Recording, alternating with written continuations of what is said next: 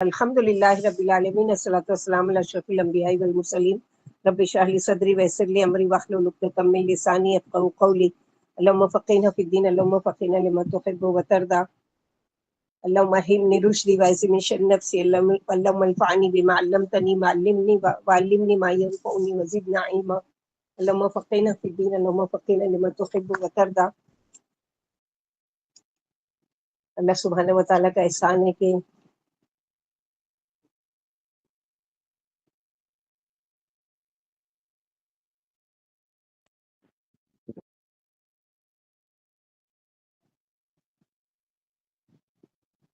अल्लाह सुब्हानहू व तआला का एहसान है कि अल्लाह सुब्हानहू व तआला ने हम लोगों को तौफीक दी कि एक एक स्टेप आगे बढ़ रहे हैं। हम लोग छठा पारा कंप्लीट होने के बाद सातवां शुरू कर रहे हैं, जिसमें सूरह माइदा कंटिन्यू हो रही है। और पिछले जो छठे पारे में पढ़ रहे थे हम आयतें यहूद व नसारा और उनके बारे में, उसी को आगे के पिछले छठे पारे की एंड में हम लोगों ने पढ़ा था कि उसमें से कुछ लोग ऐसे हैं जो ईमान लाए, यानी थे यहूदी या नसारा लेकिन अल्लाह की ज़ात पर ईमान लाए और अल्लाह का तकवा इख्तियार किया और रसूल को भी मान लिया और अल्लाह की किताब को भी मान लिया। अब उसी में से कुछ लोग हैं कि जिनका यहाँ पर जिक्र किया जा रहा है, वइदा समीउ मा उन्ज़िला इला रसूली तरा अय्युनुहुम तफीदु मिनद्दमी मिम्मा अरफू मिनल हक़। ये जो आयत उतरी है ये इसमें सूरह माइदा में, ये हबशा के नसारा के बारे में उतरी है। तो तुम देखते हो कि उनकी आंखें छलक रही थी जब मक्का में मुसलमानों का जुल्म सितम हुआ, जैसा कि हम लोग देखेंगे अभी सीरत की किताब से। तो दम ई का मायने क्या है? एक तो दम जो हम लोग पढ़ चुके ना कि इन्नमा हर्रम अलैकुमुल मैतता वद्दमा, तो वो दम दाल मीम दम है, लेकिन दम दाल मीम आइन जब आए तो क्या होता है? वो आंसू, दम ई। तो यहाँ पर वो है कि आंसुओं से क्यों रोए वो लोग और क्यों ये है, उसका वाकया क्या है कि जब मुशरिकीन मक्का ने मक्के के मुसलमानों को हद से ज़्यादा तकलीफ दी, हद से ज़्यादा सताया, तो अल्लाह के नबी सल्लल्लाहु अलैहि वसल्लम ने मुसलमानों को हुक्म दिया कि अब तुम लोग हिजरत कर जाओ हबशा की तरफ, कि वहाँ का बादशाह बहुत यानी अमन पसंद है और तुमको अमन से रखेगा। तो ये लोग वहाँ हिजरत करके चले गए साहबे किराम की जमात।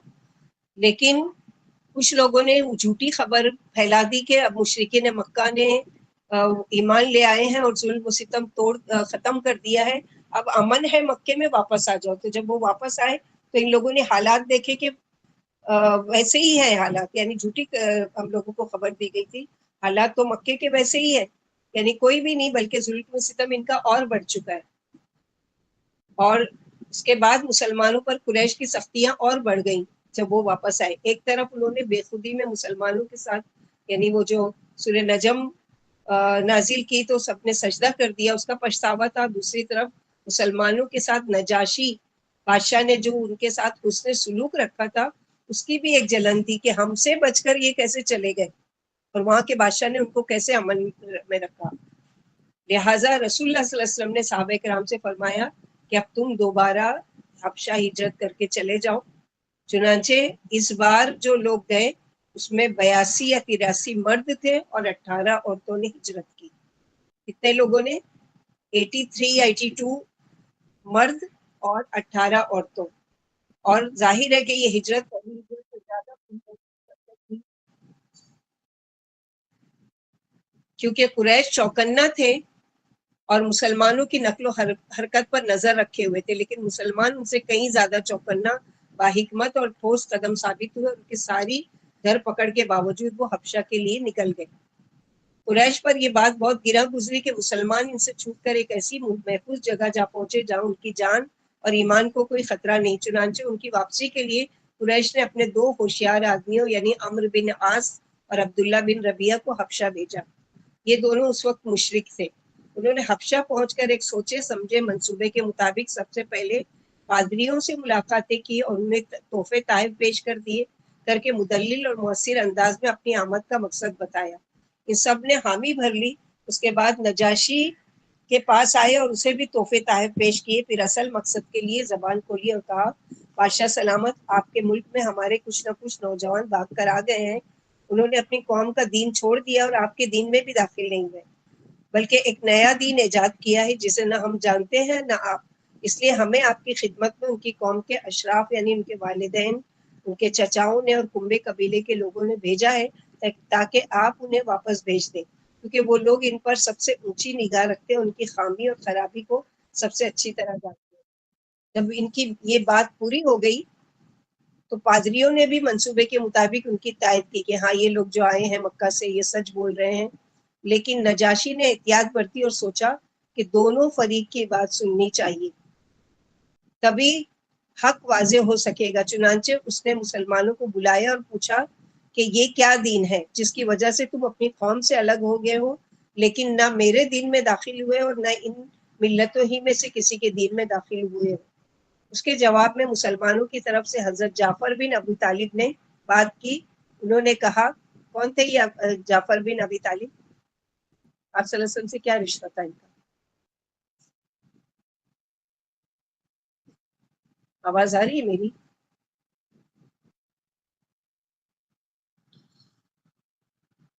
جعفر بن ابی طالب آپ صلی اللہ علیہ وسلم کے کون لگتے تھے؟ چاچا لگتے تھے، باجی چاچا چاچا زاد بھائی تھے۔ چچا زاد بھائی تھے، علی رضی اللہ تعالیٰ عنہ کے بھائی تھے جعفر بن ابی طالب۔ تو ان کو بلایا، مسلمانوں کو بلایا اور پوچھا کہ یہ دین ہے، تو اس کے جواب میں مسلمانوں کی طرف سے حضرت جعفر بن ابی طالب نے بات کی، انہوں نے کہا، بادشاہ ہم جاہلیت والی قوم تھے، ہم بت کی پوجا کیا کرتے تھے، مردار کھاتے تھے، برائیاں کرتے تھے، قرابت داروں سے تعلق توڑتے تھے، پڑوسیوں سے بدسلوکی کرتے تھے، یعنی اپنی جاہلیت کے زمانے کی ساری برائیاں بیان کر رہے۔ ہمارا طاقتور کمزور کو کھا رہا تھا، ہم اسی حالت میں تھے کہ اللہ نے ہم ہی میں سے ایک رسول بھیجا، ہم اس کی عالی نسبی سچائی، امانت اور پاک دامنی کو جانتے تھے، اس نے ہمیں اللہ کی طرف بلایا کہ ہم اسے ایک مانیں اور اسی کی عبادت کریں، اور اس کے سوا جن پتھروں اور بتوں کو ہم اور ہمارے باپ دادا پوچھتے تھے انہیں چھوڑ دیں۔ اس نے ہمیں سچ بولنے، امانت ادا کرنے، قرابت جوڑنے، پڑوسی سے اچھا سلوک کرنے اور حرام کاری اور خوریزی سے باز رہنے کا حکم دیا، اور بے حیائی کے کاموں سے، جھوٹ بولنے سے، یتیم کا مال کھانے سے اور پاک دامن عورتوں پر جھوٹی تہمت لگانے سے منع کیا۔ اس نے ہمیں یہ بھی حکم دیا کہ ہم صرف ایک اللہ کی عبادت کریں، اس کے ساتھ کسی کو شریک نہ کریں۔ اس نے ہمیں نماز اور زکوٰۃ اور روزے کا حکم دیا۔ یہ ہے اسلام کی دعوت کو پیش کرنا، کہ اسلام اصل میں کیا ہے، کہ اسلام ہم کو کون سی تعلیم دیتا ہے، اسلام ہم کو کیا سکھاتا ہے، کہ نہ صرف یہ ہے کہ ایک اللہ کی عبادت کرنا بلکہ لوگوں کے حقوق کا بھی خیال رکھنا۔ حضرت جعفر نے اسلام کے اور بہت سے احکام بھی گنوائے، پھر کہا، ہم نے اس پیغمبر کو سچا مانا، اس پر ایمان لائے، اس کی پیروی کی اور اس کے لائے ہوئے دین الہی میں اس کا اتباع کیا۔ چنانچہ ہم نے صرف ایک اللہ کی عبادت کی، اس کے ساتھ کسی کو شریک نہیں کیا، اور جو چیزیں اس نے حرام بتائی انہیں حرام مانا، اور جو چیزیں حلال بتائی انہیں حلال مانا۔ اس پر ہماری قوم ہم سے بگڑ گئی اور اس نے ہم پر ظلم و ستم کیا اور ہمیں دین سے پھیرنے کے لیے فطروں اور سزاؤں سے دوچار کیا، تاکہ ہم اللہ کی عبادت کو چھوڑ کر پھر سے بت پرستی کی طرف پلٹ جائیں، اور جن گندی چیزوں کو حرام سمجھتے تھے انہیں ہم پھر حلال سمجھنے لگے۔ جب انہوں نے ہم پر بہت قہر و ظلم کیا، زمین تنگ کر دی، ہمارے اور ہمارے دین کے درمیان روک بن کر کھڑے ہو گئے، تو ہم نے آپ کے ملک کی راہ لی اور آپ کو دوسروں پر ترجیح دی اور آپ کی پناہ میں رہنا پسند کیا، اور یہ امید کی کہ اے بادشاہ آپ کے پاس ہم پر ظلم نہیں کیا جائے گا۔ نجاشی نے یہ بات سنی تو حضرت جعفر سے کچھ قرآن پڑھنے کی، کہ کون سی دعوت لے کر آیا وہ نبی، ہم کو وہ کلام سناؤ۔ انہوں نے سورہ مریم کی شروع کی ابتدائی آیات تلاوت کی، کاف ہا یا عین صاد۔ اس پر نجاشی اس قدر رویا، جس کا یہاں پر ذکر ہے کہ وَإِذَا سَمِعُوا مَا أُنزِلَ إِلَى الرَّسُولِ تَرَىٰ أَعْيُنَهُمْ فِي التَّفِيضُ مِنَ الدَّمْعِ، کہ اس قدر رویا کہ اس کی داڑھی تر ہو گئی، اور تمام پادری بھی اس قدر روئے کہ ان کے صحیفے تر ہو گئے۔ پھر نجاشی نے کہا، یہ کلام اور وہ کلام جو حضرت عیسیٰ لے کر آئے تھے، دونوں ایک تاغ کے شمع سے نکلے ہوئے، یعنی ایک ہی دعوت ہے، ایک ہی اس کا مقصد ہے، اور ایک ہی بات ہے جو عیسیٰ علیہ السلام ہم پر لے کر آئے تھے۔ اس کے بعد قریش کے دونوں نمائندوں کو مخاطب کر کے نجاشی بادشاہ نے کہا کہ تم لوگ یہاں سے چلے جاؤ، واللہ میں ان کو تمہارے حوالے کبھی نہیں کروں گا اور نہ ان کے خلاف کوئی چال چل سکتا ہوں۔ دوسرے دن عمرو بن عاص نے خطرناک تدبیر اختیار کی، نجاشی سے کہا کہ یہ لوگ حضرت عیسیٰ کے بارے میں ایک بڑی بات کہتے ہیں۔ اس پر نجاشی نے مسلمانوں کو پھر بلوایا اور حضرت عیسیٰ کے بارے میں سوال کیا۔ حضرت جعفر نے کہا ہم ان کے بارے میں وہی بات کہتے ہیں جو نبی صلی اللہ علیہ وسلم لے کر آئے ہیں، یعنی وہ اللہ کے بندے اور اس کے رسول اور اس کی روح اور اس کا وہ کلمہ ہے جسے اللہ نے کنواری پاک دامن مریم علیہ السلام کی طرف القا کیا۔ اس پر نجاشی نے زمین سے ایک تنکا اٹھایا اور کہا اللہ کی قسم جو کچھ تم نے کہا ہے اس سے عیسیٰ علیہ السلام اس تنکے برابر بھی بڑھ کر نہیں تھے، یعنی وہی کلام ہے، وہی بات ہے، وہی سوچ ہے جو عیسیٰ علیہ السلام نے ہم کو سکھائی۔ جاؤ تم لوگ میرے امن و امان سے دور ہو جاؤ، جو تمہیں گالی دے گا اس پر تاوان لگایا جائے گا، اور جو تمہیں گالی دے گا اس پر ہم یعنی تاوان لگائیں گے، یعنی اس کو جرمانہ ادا کرنا پڑے گا۔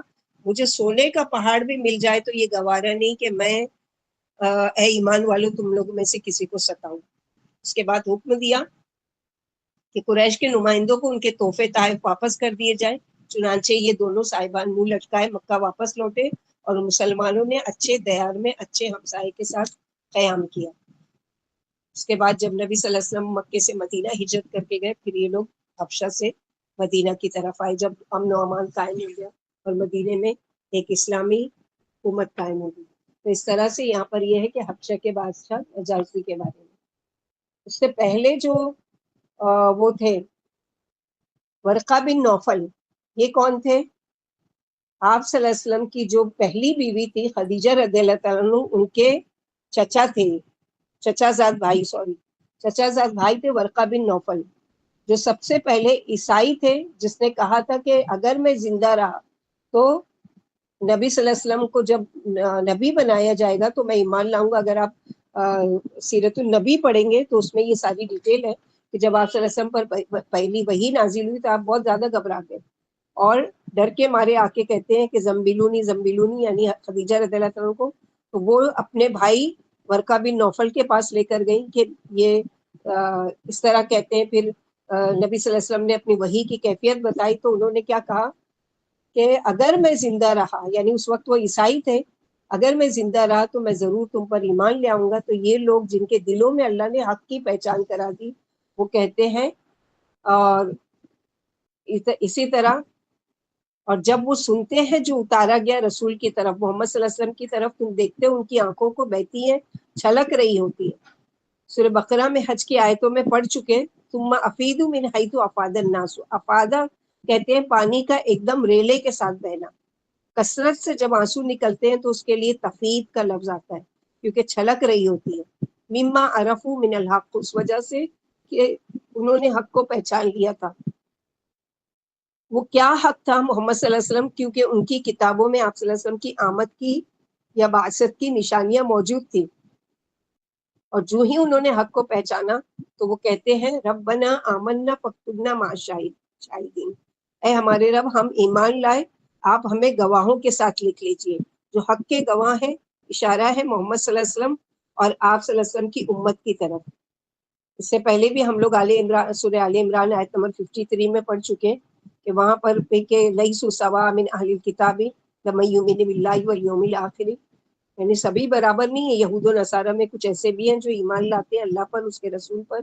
یہاں نصارہ کی طرف اشارہ ہے۔ نجاشی بادشاہ، قرآن دل پر اثر کرتا ہے، اپنے قریبی کوئی دوست وغیرہ اگر، یعنی کس طرح سے، جیسے یہ نجاشی پر جب قرآن کو پیش کیا گیا تو اس کے آنکھیں کیوں چلک پڑی؟ اس نے حق کو پہچان لیا کہ ہاں یہ وہی کلام ہے، وہی چیز ہے، وہی بات ہے جو ہم لوگوں کو ہماری تورات اور ہماری انجیل میں ہم کو ملتی ہے۔ تو اللہ سبحانہ و تعالیٰ سے وہ دعا کرتے ہیں کہ جب حق کو پہچان لیا، یقولون ربنا آمنا فاکتبنا مع الشاہدین، اے ہمارے رب ہمیں لکھ لیجئے کہ ہم ایمان لائے اپنے رب پر، اور لکھ لیجئے مع الشاہدین، یعنی جیسے صحابہ کرام ایمان لائے ان کے ساتھ ہم بھی ایمان لاتے ہیں، ہم ان کے ہی طرح وہ کرتے ہیں، اور ہم نہیں اس میں کوئی وہ شک کرتے یا یعنی اللہ تعالیٰ کی جو اتاری ہوئی ہے جو پیغام ہے اس کا ہم انکار کرتے ہیں، بلکہ ہم اس کا اقرار کرتے ہیں، اور ہم کو بھی لکھ لیجئے جیسے یہ ایمان والے ہیں۔ تو اس طرح سے یہودیوں کو اور مشرکوں کو مسلمانوں سے سخت عداوت ہے، کیونکہ یہودیوں کا کفر جہود ہے، یہ حق ٹھکرا دیتے ہیں، لوگوں کو حقیر سمجھتے ہیں اور ارباب علم کو اپنے مقابلے میں کچھ نہیں سمجھتے. اسی وجہ سے انہوں نے بہت سے انبیاء کو قتل کیا، یہاں تک کہ کئی بار پیغمبر آخر الزماں کے قتل کا بھی ارادہ کیا. ایک دفعہ آپ کو زہر دے دیا گیا، ایک دفعہ آپ پر جادو کیا گیا. تو یہ کئی طرح سے ان لوگوں کے یعنی قرآن کی آیتیں سن کر ان کی آنکھوں سے آنسو جاری ہو جاتے ہیں، کیونکہ وہ اپنے پاس نبی صلی اللہ علیہ وسلم کی بعثت کی بشارت پاتے ہیں اور کہتے ہیں ہمارے پروردگار ہمیں بھی ان لوگوں کی فہرست میں لکھ لے. یہ اچھے جو نیکوکار ہیں، یہ جو صحابہ کرام کی جماعت ہے، جو آپ کی رسالت کی صحت کی گواہی دیتے ہیں، کیونکہ ہم بھی آپ پر ایمان لے آئے. عبداللہ بن زبیر فرماتے ہیں یہ آیت نجاشی اور اس کے ساتھیوں کے بارے میں اتری، اور جب ایمان لے آئے تو کیا کہتے ہیں کہ وما لنا لا نؤمن باللہ وما جاءنا من الحق ونطمع ان يدخلنا ربنا مع القوم الصالحین، کہ کیا ہے ہمارے لیے، ہم کو کیا ہے کہ ہم ایمان نہیں لائے جب کہ آ گیا ہمارے پاس حق میں سے، تو اب کیا حجت باقی رہ گئی کہ ہم ایمان نہ لائیں. ونطمع ان يدخلنا، اور ہم امید رکھتے ہیں، طمع رکھتے ہیں اپنے رب سے کہ ہمارا رب ہمارے صالح قوم کے ساتھ ہمیں داخل کریں گے، نیک لوگوں کے ساتھ جا ملائیں گے، دنیا میں بھی آخرت میں بھی. کیونکہ اگر ہم صالح لوگوں میں بیٹھیں گے، ان کے ساتھ ہوں گے، تو ان کے ساتھ ہی دنیا میں رہیں گے اور آخرت میں بھی ان کے ساتھ کی تمنا کریں گے. جیسے کہ سلیمان علیہ السلام نے بھی دعا کی تھی، ربی حبلی من الصالحین وجعلنی لسان صدق فی الاخرین وجعلنی من ورثۃ جنۃ النعیم ولا تخزنی یوم یبعثون. اور یوسف علیہ السلام نے بھی دعا کی تھی، فاطر السماوات والارض انت ولی فی الدنیا والآخرہ توفنی مسلما والحقنی بالصالحین. تو انبیاؤں کا بھی، حالانکہ وہ خود نبی ہیں اتنے بڑے بڑے، ابراہیم علیہ السلام ہے، سلیمان علیہ السلام ہے، یوسف علیہ السلام ہے، لیکن ان کی تمنا یہ ہے کہ اللہ تعالی ہم کو ملانا تو کس کے ساتھ، نیکوکاروں کے ساتھ، صالحین کے ساتھ. تو ہمارے لیے بھی یہ دعا ہم کو مانگنا چاہیے کہ اللہ تعالیٰ صالحین کی جماعت کے ساتھ ہم کو دنیا میں رکھے اور صالحین کی جماعت کے ساتھ ہی ہمارا انجام کرے، اور جنت میں بھی ہم صالحین کا ساتھ ہم کو نصیب کرے. اور کب یہ نصیب ہوگا صالحین کا ساتھ؟ جب بھی ہم یہ 3 کام کریں گے. کون سے 3 کام؟ نمبر 1، اللہ کو رب مان لینا. جیسے ان لوگوں نے کہا نا کہ ہم نے کیا کیا کہ رب بنا وما لنا لا نؤمن باللہ، تو سب سے پہلی چیز ان میں کیا آئی کہ وہ اللہ کو رب مان لیتے. نمبر 2، نیک کام کرنے کا ارادہ کر لیا کہ ہم نیکوکاروں کے ساتھ رہیں گے. اور تیسری چیز جو ہے صالح لوگوں کے ساتھ کی تمنا اور خواہش رکھنا. تو اللہ ایسوں کو کیا انعام دیتے ہیں؟ آگے کی آیت میں جو اللہ تعالیٰ فرما رہے ہیں کہ فرمایا کہ بھلا ہم اللہ پر کیوں ایمان نہ لائے، اور اس حق پر بھی جو ہمارے سامنے ہے. ہمیں تو یہ لالچ ہے، حق تعالیٰ ہمیں بھی دیگر صلحاء کے ساتھ جنت میں داخل کرے. جیسے کہ سورہ آل عمران آیت نمبر 199 میں فرمایا وَإِنَّ مِنْ أَهْلِ الْكِتَابِ لَمَن يُؤْمِنُ بِاللَّهِ، بعض اہل کتاب وہ ہیں جو اللہ پر اور اپنی کتاب پر اور جو کچھ تم پر اتارا گیا اس پر ایمان لاتے ہیں، اور وہ اپنی اس کی یعنی جو ایمان لائے اس کا اظہار کرتے ہیں. انہی لوگوں کے بارے میں حق تعالیٰ نے سورہ قصص آیت نمبر 82-83 میں فرمایا الذین آتیناہم الکتاب من قبلہ، ہم نے آپ سے پہلے جن کو کتاب دی وہ آپ پر ایمان لے آئے، اور جب ان کے سامنے قرآن کی تلاوت کی جاتی ہے تو کہتے ہیں اس پر ہم ایمان لائے، یقیناً یہ برحق ہے اور ہمارے رب کا کلام ہے، ہم تو پہلے ہی سے اسے ماننے والے تھے. اسی وجہ سے اللہ تعالیٰ نے ان کو جب وہ دیا، اجر دے رہے ہیں اللہ سبحانہ و تعالیٰ، تو کیا دے رہے ہیں کہ فَأَصَابَهُمْ، تو بدلہ دیا اللہ تعالیٰ نے. فَأَصَابَهُمُ اللَّهُ بِمَا قَالُوا جَنَّاتٍ تَجْرِي مِن تَحْتِهَا الْأَنْهَارُ خَالِدِينَ فِيهَا وَذَلِكَ جَزَاءُ الْمُحْسِنِينَ. تو اللہ سبحانہ و تعالیٰ نے اس کے بدلے میں ان کے یہ کہنے کی وجہ سے جو انہوں نے نہ صرف زبانی قبول کیا بلکہ پوری زندگی اس کے مطابق رہے، اور ان کی دعا کی وجہ سے اللہ تعالیٰ نے ان کو انعام کیا دیا کہ جزا دی ان کو بوجہ اس کے جو انہوں نے باغات کہا، باغات کی شکل میں جن کے نیچے نہریں بہتی ہیں جس میں وہ ہمیشہ رہنے والے ہیں. وذالک جزاء المحسنین، اور یہی بدلہ ہے محسنین کا، نیک کام کرنے والوں کا۔ صرف ارادہ کیا اور کہنے پر ابھی عمل نہیں کیا تھا، ابھی صرف دعا مانگی اور ارادہ ہی کیا تھا کہ اللہ سبحانہ وتعالیٰ نے جزا کا ان کے لیے اعلان کر دیا، جو بھی محسن ہوگا ان سب کو یہ جزا ملے گی۔ محسن ہوتا کون ہے؟ محسن وہ ہوتا ہے جس کو نیکی کا شوق ہوتا ہے اور اللہ کے تعلق میں احسان کیسے کرتا ہے، جیسے کہ اللہ کے نبی صلی اللہ علیہ وسلم نے فرمایا ان تعبد اللہ کأنک تراہ فإن لم یکن تراہ فإنہ یراک، یعنی نماز ہو، صدقہ ہو، کوئی بھی نیکی کا کام جب تم خالص اللہ کے لیے کرو تو ایک چیز کا تصور کرو، احسان کا درجہ کیا ہے کہ نماز مثلا پڑھ رہے ہو تو تم یہ سوچو کہ تم اللہ تعالیٰ کو دیکھ رہے ہو، اور اگر تم یہ محسوس نہیں کر سکتے تو تم کم از کم یہ تو محسوس کرو کہ اللہ سبحانہ و تعالیٰ تم کو دیکھ رہے ہیں۔ جب یہ چیز ہمارے اندر آ جائے گی تو ہماری نماز میں بھی کوالٹی آ جائے گی، ہمارے صدقات میں بھی کوالٹی آ جائے گی، ہمارے خیر کے کام کرنے میں بھی کوالٹی آئے گی کہ میں یہ کام کس کے لیے کر رہی ہوں، کسی کو دکھانے کے لیے یا کسی سے شہرت کے لیے، کسی سے جزا پانے کے لیے نہیں، اللہ کے لیے۔ تو احسان کا درجہ یہ ہے کہ اللہ تعالیٰ کی ایسی عبادت کی جائے کہ اللہ تعالیٰ کو محسوس کرتے ہوئے اور خالص اس میں اللہ کی رضا اور خوشنودی شامل ہو، اس کے علاوہ کچھ بھی نہیں۔ اسی طرح بندوں کے ساتھ احسان، اللہ کے ساتھ احسان کہ بندوں کے ساتھ احسان کیسے کہ قولی بھی اور فعلی بھی، یعنی کسی کو اچھی نصیحت کرنا، اچھا مشورہ دینا، کسی کو نیکی کا حکم دینا، کسی کو برائی سے روکنا، جیسے ہم لوگ سورہ بقرہ میں پڑھ چکے نا، قولوا للناس حسنا، لوگوں سے اچھی طریقے سے بات کرنا، ان کا دل خوش کر دینا۔ اور بندوں کے ساتھ دو طرح کا احسان کر سکتے ہیں، بدنی بھی یا عملی، یعنی ہاتھوں سے کسی کی خدمت کر دینا یا کسی کے لیے کچھ اٹھا دینا، کچھ رکھ دینا، کسی کا بوجھ ہلکا کر دینا، کسی کا کوئی کام بنا دینا۔ مالی احسان کس طرح سے کہ اگر کسی کو مالی مدد کی ضرورت ہے تو اس کو بھی وہ محسن خوشی سے مدد کرتا ہے۔ جو کچھ بھی ٹیلنٹ اللہ تعالیٰ نے دیا ہے ہم کو، اس کو ذاتی فائدے تک نہ رکھتے ہوئے بلکہ اس سے دوسروں کو بھی فائدہ پہنچانا، اور دعا بھی کرتے رہنا کہ اللہم اجعلنا من المحسنین، کیونکہ سورہ یوسف جب آپ پڑھیں گے تو اس میں یوسف علیہ السلام کو نہ صرف ان کے بھائی بلکہ جیل میں جو ساتھی تھے وہ بھی انا نراک من المحسنین، انا نراک من المحسنین، ہم آپ کو دیکھتے ہیں کہ آپ محسنین میں سے ہیں۔ تو اس طرح سے کہ جن لوگوں نے دشمنی کی اس کے ساتھ بھی ان کے ساتھ احسان کا سلوک، تو یہ اعلیٰ درجے کا محسنین کا درجہ ہوتا ہے۔ ہم لوگ تو دعا ہی کرتے ہیں کہ اللہم اجعلنا من المحسنین، کہ اللہ تعالیٰ ہمیں محسنین میں سے بنائے۔ تو اللہ سبحانہ وتعالیٰ نے ان کو ایسا انعام دیا اس کے بدلے میں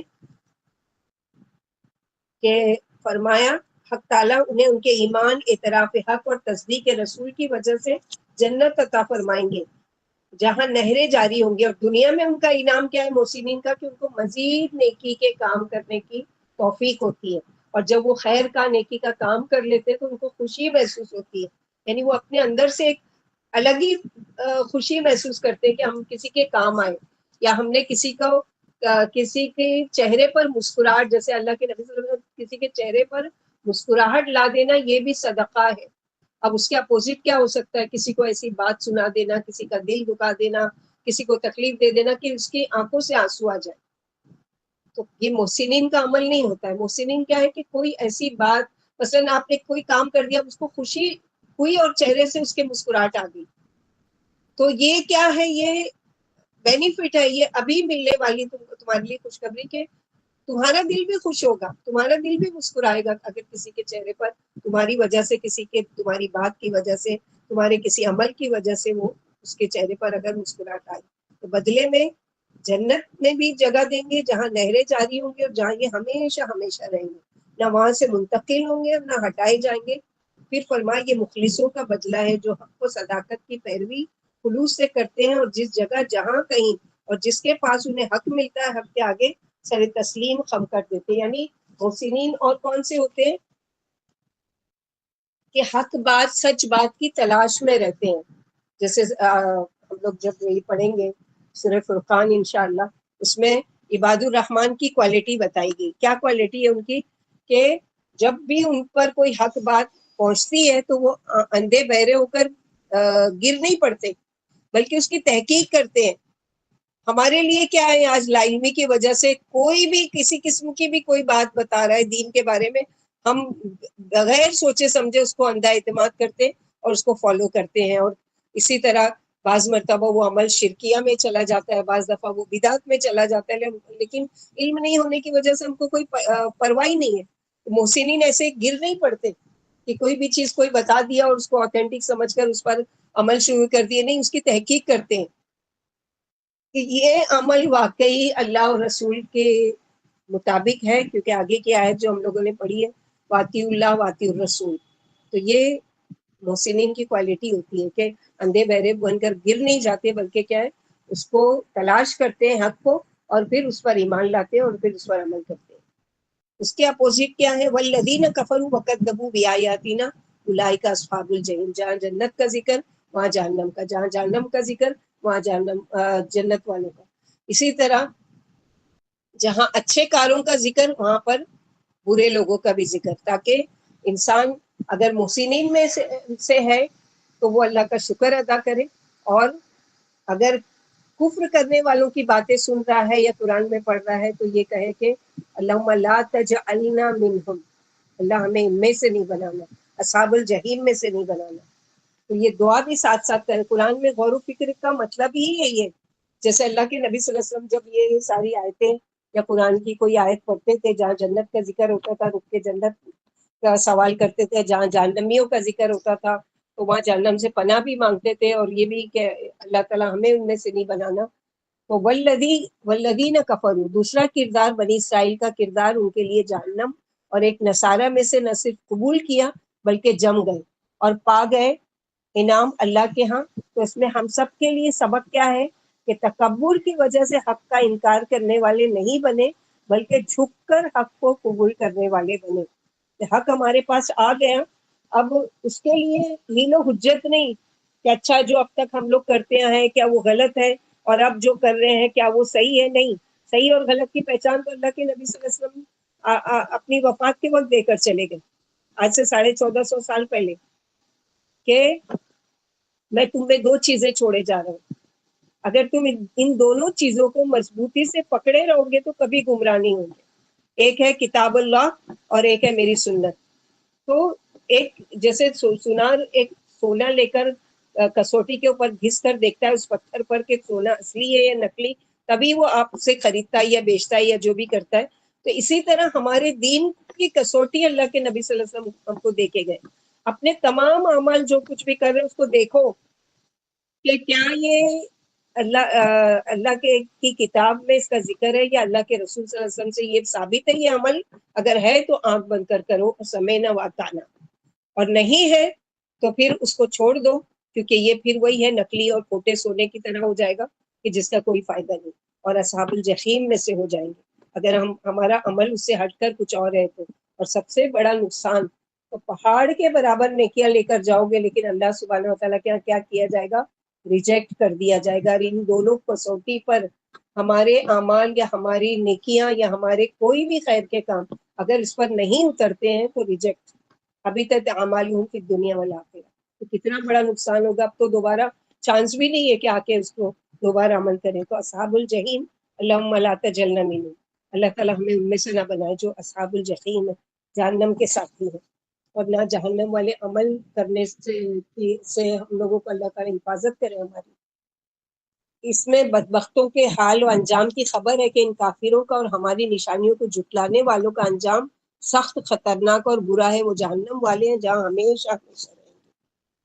اچھا، بھی آیاتینا جو آیا ہے وَكَذَّبُوا بِآیاتِنَا، تو آیات دو قسم کی ہوتی ہے، ایک کونی ہوتی ہے اور ایک شرعی ہوتی ہے. کونی آیات کیا ہے؟ مثلا اللہ سبحانہ وتعالیٰ نے ساری دنیا میں ہر چیز پھیلا دی ہے جو اللہ تعالیٰ کی کریشن میں سے ہے، جو اللہ تعالیٰ کی مخلوق میں سے ہے.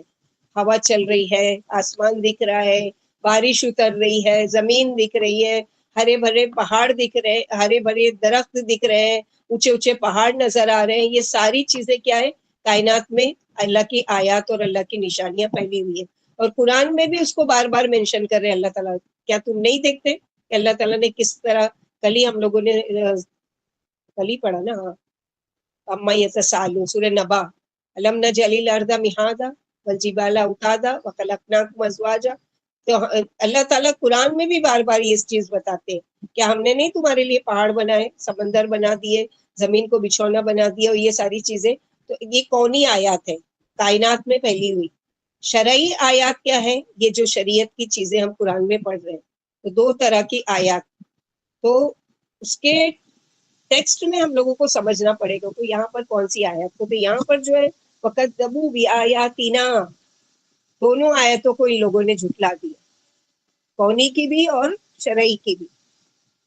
یعنی ایک اللہ نے پیدا کیا اس کا بھی انکار، اور اللہ تعالیٰ نے جو یہ قرآن میں آیتیں اتاری ہے اس کا بھی انکار. اسی لیے ان کا ٹھکانہ کیا ہے؟ اصحاب الجحیم. اصحاب الجحیم یعنی جنت کے، جہنم کے ساتھی، اور ہمیشہ اس میں رہیں گے. پھر ایمان والوں کے خطاب اللہ سبحانہ وتعالی، یا ایھا الذین آمنوا لا تحرموا طیبات ما احل اللہ لکم ما احل اللہ لکم ولا تعتدوا ان اللہ لا يحب المعتدین. اے لوگوں جو ایمان لائے ہو، اللہ نے جو پاکیزہ چیزیں تم پر حلال فرما دیے انہیں حرام مت کرو اور حد سے آگے نہ بڑھو. یاد رکھو اللہ حد سے آگے بڑھنے والوں کو پسند نہیں فرماتے. اور تو ایمان والوں سے خطاب ہے. حلال کو حرام کب کیا جاتا ہے، کیوں کیا جاتا ہے؟ حالانکہ زیادہ تر لوگوں کا تو یہ بہانہ ہوتا ہے کہ جو اللہ نے حرام کیا اس کو کسی نہ کسی طرح حلال کر لیا جائے، مگر بعض اوقات کچھ لوگ اللہ کی حلال کردہ چیزوں کو بھی حرام کر لیتے ہیں. ایسے لوگوں کو عموماً لوگ گناہ گار نہیں سمجھتے بلکہ نیک سمجھتے ہیں.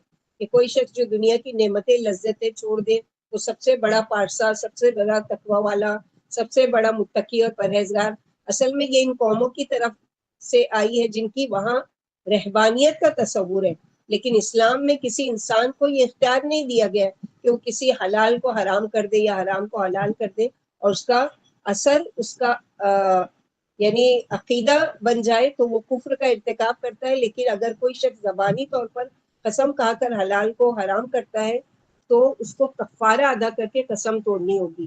اور اگر کوئی پرہیزگار بننے کے لیے کہ میں فلاں چیز دنیا میں نہیں کھاؤں گا تاکہ میں آخرت میں کھاؤں گا، تو وہ بدعت کا ارتکاب کر رہا ہے. کیونکہ نبی صلی اللہ علیہ وسلم نے ایک مرتبہ اپنے اوپر شہد نہ کھانے کی قسم، شہد نہ پینے کی قسم کھائی تھی. تو اللہ تعالیٰ نے فوراً آیت نازل کر دی کہ سورہ تحریم میں، یا ایھا الرسول لما تحرم ما احل اللہ لک، کہ اے رسول جو اللہ تعالیٰ نے حلال کیا تھا شہد، اس کو آپ نے اپنے اوپر حرام کیوں کر لیا؟ تو اللہ کے نبی صلی اللہ علیہ وسلم کی بھی فوری تنبیہ کی گئی ہے. اسی طرح یعقوب علیہ السلام نے اونٹ کا گوشت اپنے اوپر حرام کر لیا تھا، تو اللہ تعالیٰ نے فوراً قرآن میں یہ آیت نازل کی کہ کل طعام کان حلا لبنی اسرائیل الا، یعنی جو بطور علاج کے کسی چیز کو اگر، یعنی ایک چیز ہوتی ہے کہ بس ایسے ہی کہ حلال کو حرام کر لیا، لیکن ایک چیز ہوتی ہے کہ مثلا ڈاکٹر نے ہی منع کر دیا ہے تو وہ حلال چیز، لیکن اب ڈاکٹر نے کہ یہ کھاؤ گے زیادہ تو نقصان کرے گا، تو یہ ایک الگ چیز ہے. لیکن ہم زیادہ پرہیزگار، ہم زیادہ متقی اور ہم زیادہ اس لیے وہ کرنا، تو یہ تو اللہ کے رسول کو بھی اس کی اجازت نہیں دی گئی ہے. مثلا کسی کو انڈے سے، کسی کو تیل سے، کسی کو شوگر سے، کسی کو دودھ سے الرجی ہوتی ہے، تو پرہیزگاری کے طور پر اگر وہ سمجھ کر چھوڑ دیتا ہے تو یہ چیز نہیں ہے. لیکن اگر اسی چیز کو دین سمجھ کر کے دین میں یہ زیادہ اچھا رہے گا کہ میں یہ اگر چھوڑ دوں، تو اس کے لیے اللہ سبحانہ وتعالیٰ نے اس کی سخت وہ کی ہے کہ یہ رہبانیت اسلام میں جائز نہیں ہے. ابن عباس فرماتے یہ آیت ان صحابہ کے بارے میں اتری جنہوں نے یہ فیصلہ کر لیا تھا کہ ہم یعنی شادی ہی نہیں کریں گے، جیسا کہ کئی دفعہ ہم لوگ پڑھ چکے کہ آگے دیکھیں گے دنیا کی لذتوں پر ہم چھوڑ دیں گے اور عیسائی درویشوں کی طرح زندگی بسر کریں گے. جب نبی کریم صلی اللہ علیہ وسلم کو خبر لگی تو آپ نے بلا کر بھیجا ان کو اور پوچھا، انہوں نے اقرار کیا کہ ہاں ہم نے ایسا عیب کیا. تو آپ صلی اللہ علیہ وسلم نے فرمایا لیکن میں روزے بھی رکھتا ہوں اور چھوڑ بھی دیتا ہوں، رات کو نماز بھی پڑھتا ہوں اور سو بھی جاتا ہوں، اور عورتوں سے نکاح بھی کرتا ہوں. جس نے میری سنت پر عمل کیا وہ میرا ہے، اور جس نے میری سنت چھوڑ دی وہ میرا نہیں. من رغبت سنتی فلیس منی، جو میری سنت سے منہ موڑے گا وہ مجھ سے نہیں. ایک اور مرتبہ عائشہ صدیقہ فرماتی کچھ صحابہ نے امہات المومنین سے نبی صلی اللہ علیہ وسلم کی گھریلو عبادات جو آپ کیا کرتے تھے اکیلے میں اس کے بارے میں پوچھا. پھر بعض نے کہا میں یعنی جب پوچھا کہ آپ صلی اللہ علیہ وسلم عبادت اس طرح کیا کرتے تھے تو وہیں پر بعض لوگوں نے کہا کہ آج سے میں گوشت نہیں کھاؤں گا کھانے کی. بعض نے کہا کہ میں شادی نہیں کروں گا. بعض نے کہا میں بستر پر نہیں سونے والا یعنی ساری رات میں عبادت کروں گا. آپ کو جب خبر لگی فرمایا لوگوں کو کیا ہو گیا ہے, ایسا ایسا کیوں کہہ رہے ہیں, لیکن میں روزہ بھی رکھتا ہوں چھوڑ بھی دیتا ہوں, میں راتوں کو جاگتا بھی ہوں اور سو بھی جاتا ہوں, میں گوشت بھی کھاتا ہوں اور میں نے شادی بھی کی ہے. پھر جس نے میری سنت سے بے رغبتی کی وہ میرا نہیں ہے. ابن عباس فرماتے ایک شخص نے نبی کریم صلی اللہ علیہ وسلم سے کہا یا رسول اللہ صلی اللہ علیہ وسلم جب میں گوشت کھاتا ہوں تو مجھے عورتوں کی خواہش ہوتی ہے, میں نے اپنے اوپر گوشت حرام کر لیا. اس پر اللہ تعالیٰ نے آیت اتاری کہ کوئی بھی چیز کی حد سے زیادہ کوئی چیز یعنی نقصان دہ ہوتی ہے نا. پھر فرمایا کہ حد سے آگے نہ بڑھو یعنی اپنے اوپر حد سے زیادہ تنگی نہ کرو کہ مباح چیزیں اپنے اوپر حرام کرا لو. یعنی کبھی اب تم نے اپنے اوپر مثلا کوئی چیز حلال تھی حرام کر لی, اب جب تمہارا دل چاہے گا تو پھر کیا ہے تو تم نے خود حرام کر لی ہے, تو اب اس کو کیا کرنا پڑے گا, تم کو چھوڑنا پڑے گا. تو پہلے ہی اس چیز کا سوچ کے وہ کرو نا کہ کیوں اپنے اوپر وہ ظلم کرنا ہے. یہ بھی احتمال ہے کہ حلال چیزوں کے استعمال میں حد سے آگے نہ بڑھو بلکہ انہیں بقدر کفایت استعمال کرو. جیسے اللہ سبحانہ وتعالیٰ سورہ اعراف آیت نمبر 31 میں پڑھیں گے کہ وَكُلُوا وَاشْرَبُوا وَلَا تُسْرِفُوا, کھاؤ اور پیو لیکن اسراف فضول خرچیاں. یہ تینوں کام تو کھانا اور پینا کیا ہے حلال ہے, لیکن اس میں حد سے زیادہ آگے بڑھنا, بے حساب پکانا یا بے حساب لٹانا یا بے حساب لے جا کے کچرے میں پھینک دینا, تو یہ ساری چیزیں کیا ہے اللہ تعالیٰ نے حلال ہے لیکن حد سے زیادہ بڑھنے کو ناپسند کیا. والذین اذا انفقوا لم یسرفوا سورہ فرقان 67. اور اللہ کے بندے جب خرچ کرتے ہیں تو فضول خرچی نہیں کرتے اور نہ ہاتھ تنگ میں رکھتے ہیں, اور ان کا خرچ اعتدال پر ہوتا ہے. حق تعالیٰ نے عدل کا قانون مقرر فرمایا کہ درمیانی راہ اختیار کرو, نہ زیادتی کرو اور نہ کمی کرو. افراط و تفریط دونوں ہی قابل, یعنی ایسا بھی نہیں کہ کنجوسی سے کام لو اور اپنے اوپر کچھ خرچی نہ کرو, حلال چیزوں کو بھی اپنے اوپر حرام کر لو, یا ایسا نہیں ہے کہ اتنا زیادہ اسراف کرو کہ اب تم کو حلال اور حرام کی تمیز ہی نہیں ہے, کھائے جا رہے ہیں پیے جا رہے ہیں کچھ بھی ہے بغیر تحقیق کے کہ یہ چیز کیا میرے لیے حلال ہے یا یہ چیز حرام ہے, یہ کیا ہے. تو یہاں پر اللہ سبحانہ وتعالیٰ اس کے لیے بتا رہے ہیں کہ اس طرح سے آگے حد سے زیادہ بڑھنے کو اللہ تعالیٰ پسند نہیں کرتے. آگے کی آیت نمبر 88 میں اللہ تعالیٰ فرماتے وَكُلُوا مِمَّا رَزَقَكُمُ اللَّهُ حَلَالًا طَيِّبًا وَاتَّقُوا اللَّهَ الَّذِي أَنْتُمْ بِهِ مُؤْمِنُونَ, اور کھاؤ جو کچھ حلال اللہ نے تمہیں عطا فرمائی اور اللہ سے ڈرتے رہو جس پر تمہارا ایمان ہے. یعنی حق تعالیٰ نے تم کو جو روزی عطا فرمائی ہے اسے حلال طیب ہونے کی حالت میں استعمال کرو, اور اپنی زندگی کے ہر کام میں اللہ سے ڈرتے رہو, اسی کے احکام و رضا کی جس پر تم ایمان لائے ہو پیروی کرو, اور اس کی مخالفت و نافرمانی چھوڑ دو. یعنی اللہ تعالیٰ کی مخالفت کیا ہے اور حد سے بڑھنا کیا ہے کہ اللہ تعالیٰ نے جس چیز کا جیسا حکم دیا ہے اس سے اپنی طرف سے کچھ آگے بڑھا دینا یا اپنی طرف سے اس کو وہ کر دینا کہ نہیں یہ جو میرے لیے ہے وہ ہے. تو جو لوگ نبی صلی اللہ علیہ وسلم سے واقعی محبت ہے وہ ضرور جانیں گے کہ کوشش کریں گے کہ آپ کو کیا پسند تھا اور کیا ناپسند تھا, کیونکہ صحابہ کرام کو بہت شوق تھا کہ نبی صلی اللہ علیہ وسلم کے طریقے, حتیٰ کہ بچوں میں بھی عبداللہ بن عباس جو ابھی چھوٹے تھے وہ اپنی خالہ کے گھر جا کر رہتے تھے کہ میں دیکھوں کہ آپ صلی اللہ علیہ وسلم رات کی عبادت کیسے کرتے تھے. تو وہ نبی صلی اللہ علیہ وسلم کے ساتھ تہجد کے لیے کھڑے ہوئے تو نبی صلی اللہ علیہ وسلم نے نماز کی حالت میں بائیں سے دائیں کی طرف کھڑا کیا. تو یہ سارے کام جو ہے وہ کیا ہے حلال کو حرام کرنا حرام کو حلال, یہ شیطان کی چالیں کہ ہم کو کیا کرنے کے لیے کہا گیا کہ اس سے دور رہو, کیونکہ فرائض سے ہٹا کر تم کو ثواب والی کم ثواب والی چیزوں پر اکساتا ہے. مثلا یہ کہ نماز کا وقت ہے, اب تم کو کوئی خیر کا کام کوئی نیکی کا کام ضرور سجائے گا, اگر تم سچے اور پکے نمازی ہو یا تقوی والے ہو تو اب تم کو یہ نہیں بولے گا کہ نہیں نماز مت پڑھو. نماز کے وقت میں تم کو کوئی اور کم ثواب والی چیز یاد دلا دے گا. یہ ہے شیطان کا حربہ, یہ ہے شیطان کی چال, جس کے لیے یہاں پر کہا گیا ہے کہ وہ تم کو کیا کرتا ہے کہ تم کو یہ ساری چیزوں کے لیے وہ کرتا ہے, یعنی تم کو اکساتا ہے اور تم حلال کو حرام اور حلال کو حلال وہ کر دیتے ہو. اور یہ بڑے غور طلب الفاظ ہے کہ نبی صلی اللہ علیہ وسلم نے فرمایا جو میرا طریقہ پسند نہ کرے وہ مجھ سے نہیں. تو ان باتوں سے کیا پتہ چلا کہ اللہ تعالیٰ اگر کوئی نعمت اللہ دے تو اس کا استعمال کرو اور شکر کرو، اور اس کو قبول نہ کرنا اللہ کی ناشکری ہے. کیونکہ مثلا ایک شخص کا واقعہ آتا ہے کہ کسی نے اس کو چائے آفر کی، تو اس نے کیا کہا کہ نہیں نہیں، میں یہ گرم پانی کبھی نہیں پیتا کیونکہ یہ جہنمیوں کا مشروب ہے. تو یہ کیا ہے؟ حد سے گزرنا. کہ چائے پینا کوئی حرام چیز نہیں ہے، لیکن اپنی مرضی سے، کیونکہ یہ گرم ہے تو گرم بہت ساری چیزیں، گرم تم کھانا بھی کھاتے ہو، مت کھاؤ. جہنمیوں کو بھی کھولتا ہوا کھانے کے لیے پیپ اور یہ ساری چیزیں دی جائیں گی. تو یہ ساری چیزیں اپنی طرف سے حرام کر لینا. جیسے بہت سے لوگوں کے وہاں، ہمارے قریبی جاننے والوں میں ہے کہ ہمارے وہاں یہ اس کا وہ نہیں ہے، کالا کپڑا پہننا ہمارے لیے وہ نہیں ہوتا، سوٹ نہیں کرتا ہمارے وہاں، اس لیے ہم کالا کپڑا نہیں پہنتے. تو پھر اپنے سر، گھر والوں کے سارے سب کے سر کے بال بھی نکال دو، وہ بھی تو کالا ہے. تو یہ ساری چیزیں کہ جس چیز کو اللہ کے رسول صلی اللہ علیہ وسلم نے حرام قرار نہیں دیا، اپنے اوپر کیسے اس چیز کو وہ کر لیتے. دو چیزیں نا، ایک تو یہ ہے کہ صحت کی وجہ سے، مثلا یہ کرنے سے یہ نقصان ہوتا ہے تو ہم نے اس کو چھوڑ دیا، وہ ایک الگ چیز ہے، ایک مجبوری کی حالت ہے.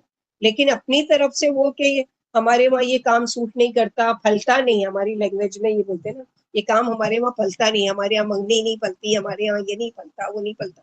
تو آپ نے کس کو وہ کر دیا کہ ان چیزوں کو نفع و نقصان کا مالک بنا دیا، جبکہ یہ نفع و نقصان کے مالک کون ہے؟ اللہ تو سبحانہ و تعالیٰ. اسی لیے اللہ تعالیٰ نے حرام کو حلال، حلال کو حرام مت کرو، بلکہ وَكُلُوا مِمَّا رَزَقَكُمُ اللَّهُ حَلَالًا طَيِّبًا وَاتَّقُوا اللَّهَ الَّذِي أَنتُم بِهِ مُؤْمِنُونَ. اور کھاؤ اس میں سے جو رزق دیا تم کو اللہ نے، پاک حلال. یہ نہیں کہا کہ نہ کھاؤ، بلکہ اللہ کا دیا ہوا رزق کھاؤ، حلال پاک، اور اللہ سے ڈرو. اصل تقویٰ ہے جس پر تم ایمان لاتے ہو کہ کھانے کے وقت ایک چیز کا خیال رکھو کہ اس کو تحقیق کرو کہ کیا تم حلال کھا رہے ہو یا حرام کھا رہے ہو. دوسری چیز ہے کہ اس کو سنت کے طریقے پر کھاؤ. اصل تقویٰ کیا ہے کہ دائیں ہاتھ سے کھاؤ، بیٹھ کر کھاؤ، بسم اللہ پڑھ کر کھاؤ، اور جانوروں کی طرح کھڑے کھڑے مت کھاؤ، اپنے آگے سے کھاؤ. یہ سارا سنت کا طریقہ ہے. اور کھانے کے بعد اللہ کا شکر ادا کرو. اور کھانے کے بیچ میں اگر بھول جاؤ تو بسم اللہ والاولی والآخری، یعنی اگر شروع میں کر دی اول، تو عادت ہو جانا چاہیے کہ جیسے ہوتی ہے نا، کوئی چیز کی عادت ہوتی ہے، فوراً وہ دعا یاد آتی، فوراً وہ چیز یاد آتی. ایسے ہی منہ میں کچھ بھی چیز چکھنے کے لیے بھی کچھ ڈال رہے تو بسم اللہ، کوئی بھی چیز کرے تو بسم اللہ. تو یہ کیا چیز ہے؟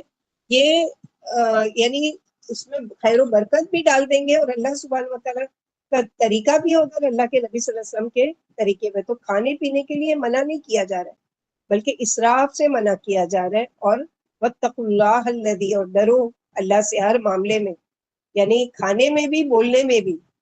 کھانے میں حلال چیزیں کھاؤ، طیبہ کھاؤ، پاکیزہ کھاؤ، گلی سڑی چیزیں کھا کے اپنے آپ کو نقصان مت پہنچاؤ. اور حلال کو حرام نہیں ٹھہراؤ. یاد رکھو اللہ تقوی اختیار کرو، وہ ذات جس پر تم ایمان لائے ہو. آگے اللہ تعالیٰ فرماتے ہیں آیت نمبر 89 میں، لا یؤاخذکم اللہ باللغو فی ایمانکم ولکن یؤاخذکم بما عقدتم الایمان فکفارتہ اطعام 10 مساکین من اوسط ما تطعمون اہلیکم او کسوتہم. سورہ بقرہ میں بھی ہم لوگ پڑھ چکے لا یؤاخذکم اللہ باللغو فی ایمانکم، یہی آیت آئی تھی وہاں پر بھی، اور وہاں بھی ہم لوگوں نے پڑھا تھا قسم کے بارے میں ڈیٹیل سے. تو نہیں مؤاخذہ کرتے تمہارا اللہ ساتھ تمہاری لغو قسم کی، لیکن پکی قسم کا کفارہ ہے 10 مسکینوں کو درمیانے درجے کا، جو تم اپنے گھر والوں کو کھلاتے ہو، یا کپڑا پہناؤ، یا گردن آزاد کرو. اور جو یہ سب طاقت نہ رکھے اس کو چاہیے کہ وہ 3 دن کے روزے رکھے. کچھ کھانے میں زیادتی کر دیا ہے، کچھ لوگ قسمیں کھانے میں زیادتی کرتے ہیں. تو قسم یاد رکھے کہ 3 طرح کی ہوتی ہے. قسم 3 طرح کی ہے. ایک ہے نمبر 1 لغو قسم، نمبر 2 غموس غین میم واو سین، اور نمبر 3 منعقد. 3 قسم کی قسمیں. لغو قسم کیا ہے؟ یعنی بے معنی، بے مقصد، بغیر کسی ارادے کے ایسے ہی زبان سے نکلے. جیسے عربوں کے پاس تقیہ کلام ہے کہ ہر بات میں وہ استعمال کرتے ہیں واللہ تاللہ. اور دوسری لغو کلام کی خوبصورتی کے لیے جیسے اللہ سبحانہ و تعالیٰ نے قسم کھائی ہے والعصر والضحیٰ واللیل والشمس، تو اپنی ایسی قسم میں کوئی نیت اور ارادہ شامل نہیں ہوتا کہ بغیر بس عادت پڑ گئی ہے. جیسے بعض لوگوں کی عادت ہوتی ہے نا قسم سے میں نے یہ نہیں کیا، حالانکہ اس کا دل سے ارادہ نہیں ہوتا ہے کہ وہ پکی قسم ہے، بس اس کی عادت ہے. حالانکہ یہ عادت بھی اچھی نہیں ہے، ہر بات میں قسم نہیں کرنا چاہیے. تو یہ لغو ہے، یہ فضول ہے، یہ بے سوچے سمجھی قسمیں ہیں جس پر پکڑ نہیں ہوگی. اور بعض مرتبہ ایسا ہوتا ہے کہ آپ نے کسی شخص کو دیکھا اور کہا میں نے قسم سے دیکھا تھا، وہ شخص وہی تھا، بعد میں پتہ چلتا کہ وہ نہیں تھا، وہ کوئی اور تھا، لیکن آپ نے کوئی پکی نہیں، بس ایسے ہی عادت ہے آپ کی، قسم سے میں نے دیکھا تھا. تو یہ چیز ہے. دوسری قسم کی قسم ہے قسم غموس، غمسہ سے. غمسہ کہتے ہیں ڈبونا، یعنی جھوٹی قسم جو انسان کو ڈبو دیتی ہے گناہوں میں. جان بوجھ کر جھوٹی قسم کھانا، مثلا کوئی شخص جان بوجھ کر کہے اللہ کی قسم میں نے یہ چیز اتنے میں خریدی، حالانکہ اتنے کی وہ چیز نہیں ہوتی ہے. اور ایسے تاجر کے لیے جو جھوٹی قسم کھا کر کوئی چیز بیچے تو اس کے لیے کیا ہے کہ قیامت کے دن اللہ تعالیٰ ایسے جھوٹی قسم کھا کر اپنا مال بیچنے والے کی طرف اللہ سبحانہ و تعالیٰ رحمت کی نگاہ سے دیکھیں گے بھی نہیں، بات بھی نہیں کریں گے. جیسے کہ حدیث میں آتا ہے کہ اگر کسی پینے والی چیز میں مکھی گر جائے تو اس کو پورا ڈبا کر پھینک دو. کیوں؟ اس ڈبانے کو غمسہ بولا جاتا ہے، یعنی ایک پر میں اس کی گندگی ہوتی ہے، دوسرے میں شفا ہوتی ہے. تو جان بوجھ کر جھوٹی قسم کھانا انسان کو گناہ میں ڈبو دیتا ہے اور آخرت میں سزا میں بھی ڈبائے گی. بخاری مسلم کی روایت ہے جو شخص کسی معاملے میں جھوٹی قسم اٹھاتا ہے تاکہ وہ اس کے بدلے میں کسی کا مال حاصل کرے تو وہ اللہ سے ایسی حالت میں ملے گا کہ اللہ اس پر ناراض ہوں گے. ایسا کرنا گناہ کبیرہ ہے، اس میں کفارہ تو نہیں ہے، مگر اپنی طرف سے صدقہ کرے اور استغفار کر کے کثرت سے، اور جس کا حق لیا ہے اس کا حق لوٹا دے. اور یعنی لغو پر بھی نہیں ہے کفارہ اور غموس پر بھی نہیں ہے. لغو قسم کا کفارہ کیا ہے کہ یہ اپنی بری عادت چھوڑ دے جو بات بات پر قسم کھانے کی عادت ہے. اور غموس پر کیا ہے کہ یہ جو جھوٹی قسم کھائیے اب اس سے توبہ کرے، اور اگر کسی کو جھوٹی قسم کھا کر کوئی چیز نقصان پہنچایا تو اس کا کفارہ یہ کہ اس کی وہ چیز واپس کرے یا اس کی چیز وہ دے دے یا جو بھی کرے، اس کا کفارہ یہی ہے. اور توبہ کرے، اللہ سے کثرت سے استغفار کرے.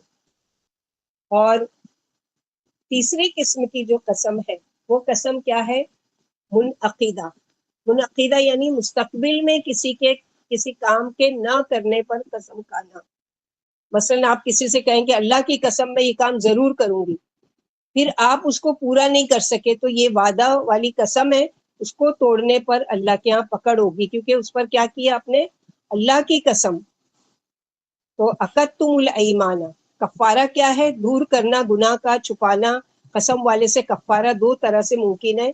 نمبر ایک، جس کام کے کرنے یا نہ کرنے پر قسم کھائیے اگر اس کی خلاف ورزی بھول کر ہو جائے یا غلطی سے ہو جائے تو اس صورت میں کفارہ اور گناہ نہیں ہے. مثلا آپ نے قسم کھائی کہ آج سے میں دودھ نہیں پیوں گی.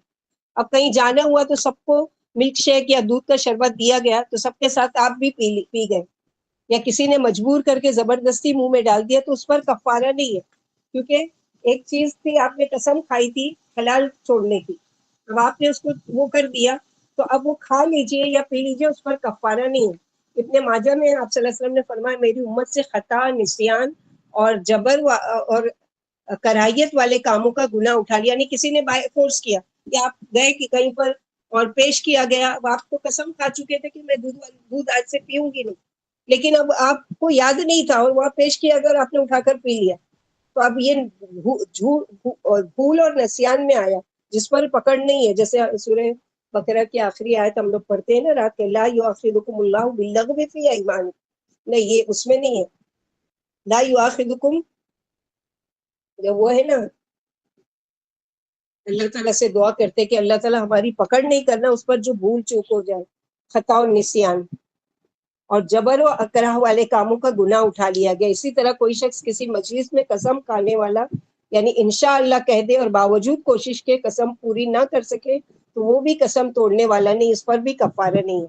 حدیث پاک میں قسم میں جو شخص انشاءاللہ کہہ دے پھر کوشش کے باوجود قسم پوری نہ کر سکے تو وہ قسم توڑے، یعنی قسم بھی کھایا، اس نے کہا کہ اللہ کی قسم انشاءاللہ میں ہی کروں گا، اور وہ نہیں کر سکا تو اللہ کو وہ اس نے اللہ پر چھوڑ دیا تھا نا کہ اللہ نے چاہا تو اس پر بھی کفارہ نہیں۔ اب اگر بھول کر بھی نہیں کیا ہے، انشاءاللہ بھی نہیں کہا ہے، بلکہ جان بوجھ کر قسم توڑی ہے، تو اب کفارہ اس کو دینا ہوگا۔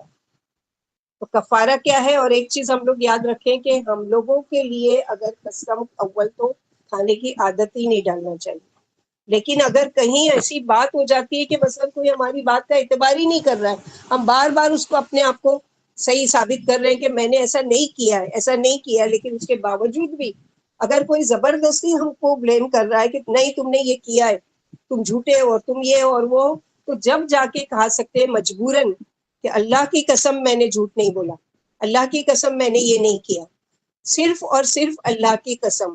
اللہ کی قسم کے علاوہ اگر ہم کسی اور کی قسم کھاتے ہیں تو یہ شرک ہے، اور اللہ سبحانہ وتعالیٰ کیا معافی مانگنی پڑے گی اور اللہ سے توبہ کرنی پڑے گی اس کو۔ مثلا ہمارے وہاں ایسے تو عام دنوں میں قرآن پڑھنے کی عادت نہیں ہوتی ہے، لیکن اگر کوئی جھگڑا لڑائی ہو جائے یا بحث و مباحثہ ہو جائے یا میاں بیوی میں جو ہے، اٹھاؤ قرآن کی قسم، اٹھاؤ قرآن پہ ہاتھ رکھ کے قسم کھاؤ، تو قرآن کو کیا مذاق سمجھ لیا ہے؟ اللہ کا کلام ہے وہ، اللہ تعالیٰ نے قسم کے لیے نہیں بھیجا ہے، اللہ تعالیٰ نے اس کو تمہاری ہدایت کے لیے، ہدی للناس ہدی للمتقین، اس سے تو ہدایت حاصل کرو، نہ کہ اس کو قسم کا ذریعہ بناؤ۔ تو اس چیز سے بھی پرہیز کرنا چاہیے کہ غیر اللہ کی قسم نہیں۔ ہمارے وہاں میرے باپ کی قسم، میرے بچے کی قسم، اور اس کھانے کی قسم، اور اس وقت کی قسم، اور پتہ نہیں کتنی ساری اپنی من گھڑت اپنی مرضی، تو یہ ساری چیزیں شرک والی ہے کہ اللہ تعالیٰ نے حکم دیا ہے کہ اگر ضرورت پڑے تو صرف اور صرف اللہ کی قسم، اللہ سبحانہ و تعالیٰ کے جیسا اپنے عمل میں لانا، کیونکہ اللہ سبحانہ و تعالیٰ خالق کائنات ہے، اللہ تعالیٰ کی تمام چیزیں مخلوق ہے، اللہ تعالیٰ جس کی چاہے قسم کھائے، یہ اللہ تعالیٰ کا حق ہے، لیکن بندوں کا حق نہیں ہے کہ وہ اللہ تعالیٰ کی چیزوں کی قسم کھائے سوائے کہ اللہ تعالیٰ کی۔ ایک چیز یہ آ گئی۔ دوسری چیز یہ یاد رکھنا چاہیے کہ اگر کوئی غلط کام کے اوپر آپ نے قسم کھا لی ہے، اللہ کی قسم آج سے میں اس کی شکل بھی نہیں دیکھوں گی سگے بہن بھائی سے، اللہ کی قسم میں اس سے کبھی ملوں گی نہیں، اللہ کی قسم اب میں کبھی اس کے پاس جاؤں گی بھی نہیں اور اس سے بات بھی نہیں کروں گی، لیکن اگر موقع ملتا ہے اور آپ اس سے بات کر لیتے ہو یا اس کے پاس چلے جاتے ہو یا اس سے وہ کرتے ہو، تو اب اس کا کفارہ ادا کرو اور اس قسم کو توڑ دو۔ اس کو نبھانا نہیں ہے کہ چونکہ میں نے قسم کھا لی اب مجھے قسم توڑنے کے لیے منع کیا گیا تو میں کیسے توڑوں، نہیں، غلط کام کے قسم کو توڑ دو اور کفارہ ادا کرو۔ اس میں بھی کفارہ ادا کرنا پڑے گا، کیونکہ آپ نے اللہ کو گواہ بنایا، یہ مذاق نہیں ہے، یہ مذاق مت سمجھو کہ اللہ تعالیٰ کا نام لے کر کوئی کام کرو اور پھر اس کو تم مذاق میں یہ کہہ کر اڑا دو، یہ چیز منع کی گئی ہے۔ سورہ بقرہ میں لغو یمین کی پوری تفصیل گزر چکی ہے۔ پھر فرمایا ان قسموں کا کفارہ 10 محتاجوں کو کھانا کھلا دینا ہے، خواہ وہ قطعی نادار ہو یا بقدر ضرورت کمائی نہ ہو۔ پھر فرمایا کہ محتاجوں کو وہ کھانا دو جو تمہارے گھر کے کھانے میں درمیانی درجے کا ہو، یعنی آپ کو ہائی فائی شادی والا کھانا بھی نہیں کھلانے بولا جا رہا، یا اتنا بھی نہیں کہ آپ تو اپنے گھر میں اچھے سے اچھا کھاتے ہو اور جب مسکینوں کو کھانا کھلانے کا وقت آئے تو دال روٹی یا دال چاول، اس طرح نہیں۔ جو تم یہاں پر اللہ تعالیٰ چاہتے تو ٹھیک بات کر دیتے نا کہ ہاں ٹھیک ہے کھانا کھلا دو اور کپڑے پہنا دو اور غلامان، نہیں، کیوں کہا گیا کہ من اوسطی ما تطعمون اہلیکم، جو تم اپنے گھر والوں کو کھلاتے ہو، ظاہر ہے تم اپنے گھر والوں کو کھلاتے ہو تو تم بھی ساتھ میں کھاتے ہو، تو جو تم کھاتے ہو، جو تم اپنے گھر والوں کو کھلاتے ہو، جو تم اپنے گھر والوں کو پہناتے ہو، ویسے ہی۔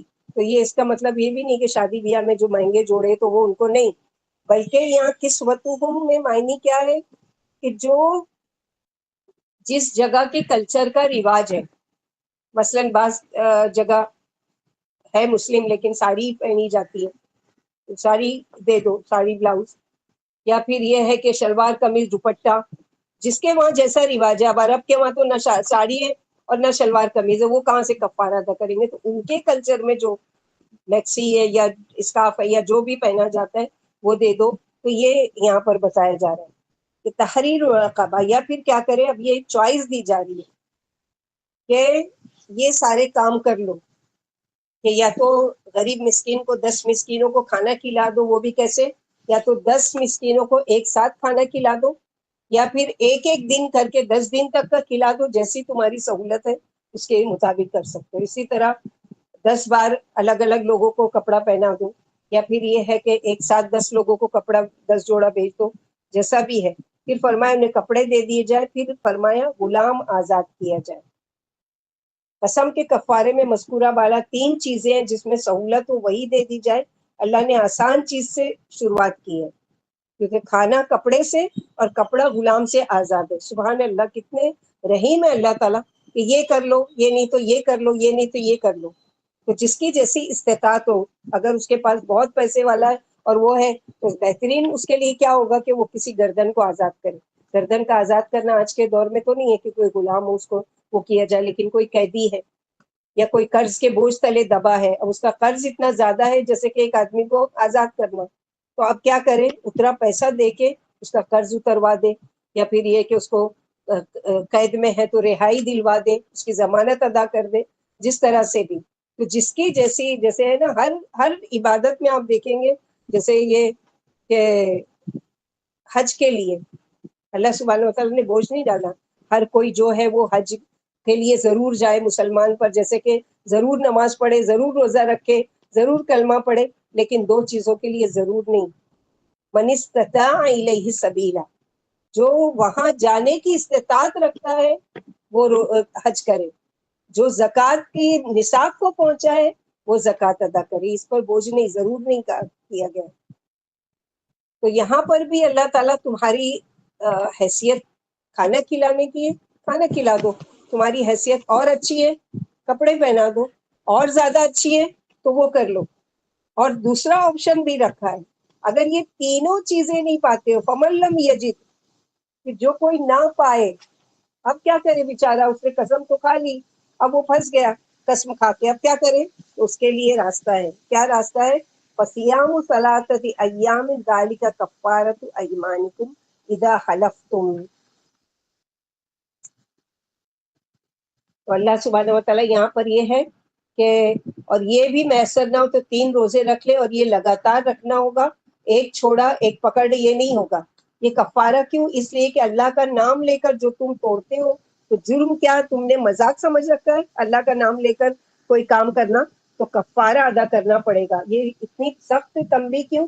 کیونکہ مذاق مت بنا لو اللہ تعالیٰ کی آیتوں کا، یا مذاق نہیں بنا لو اللہ تعالیٰ کی باتوں کا کہ جب چاہے تم قسم کھاؤ، جب چاہے قسم توڑو، نہیں، تم کو یہ حد لگا دی جائے گی تاکہ تم آئندہ سوچ سمجھ کر۔ اسی لیے آگے کی آیت میں کیا کہا گیا ہے، وَحْفَظُوا أَيْمَانَكُمْ، قسم کی حفاظت کرو۔ کیسے؟ کہ قسم کی حفاظت میں سب سے پہلے کہ سوچ سمجھ کر قسم کھاؤ، یعنی بیکار کی چیزوں پر قسم مت کھاؤ، یا جھوٹی باتوں پر اللہ کا نام لے کر قسم مت کھاؤ۔ جیسے کہ حدیث میں آتا ہے، جب تم کسی بات پر قسم کھا لو اور اس کام سے بہتر کام کو کر لو اور اپنی قسم کا کفارہ دے دو۔ یعنی آپ نے قسم کھائی کہ جیسے ابھی ہم لوگوں نے مثال دیکھی نا کہ میں اس کی شکل بھی نہیں دیکھوں گی، اس سے بات بھی نہیں کروں گی، اور وہ ابھی آپ نے قطع رحمی کی قسم کھائی ہے، تو اب اس کا قسم کا کفارہ یہ کہ اس کو توڑ دو، اس سے بات کر لو، اس سے مل لو، اس سے وہ کر لو، اور اس کا کفارہ بھی ادا کر دو۔ تو روزہ رکھ لے اور کفارہ دے دے اور بات کر لے۔ اسی طرح قسم ڈالنے والے کی بات بھی پورا کرنا چاہیے، یعنی کسی نے قسم ڈال، میں تم کو قسم دیتا ہوں کہ تم یہ کام مت کرو، تو اس کو بھی پورا کرنا ضروری ہے۔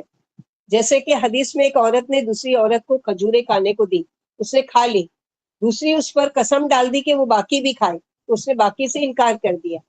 تو آپ صلی اللہ علیہ وسلم کے پاس جب یہ معاملہ آیا تو آپ صلی اللہ علیہ وسلم نے فرمایا اس کی قسم پوری کر، کیونکہ اس کا گناہ اس پر ہوگا جو قسم پوری نہ کروائے۔ یعنی کسی نے آپ کو قسم سے تم کو یہ کام کرنا پڑے گا، اب وہ جائز چیز ہے تو آپ اس کو پوری کیجئے، ورنہ اس کے اوپر گناہ ہوگا جس نے آپ پر قسم ڈالی کہ آپ یہ کیجئے۔ تو اس کو بچانے کے لیے آپ کی کیا کیجئے وہ کام، جیسے آپ صلی اللہ علیہ وسلم نے یہاں پر کہا کہ کھجور کھانے کے لیے وہ کہا، اور جب وہ کھا لی اور جب باقی کی کھانے کے لیے کہا تو اس نے کہا کہ نہیں، تو قسم ہے کہ تجھے کھانا پڑے گا۔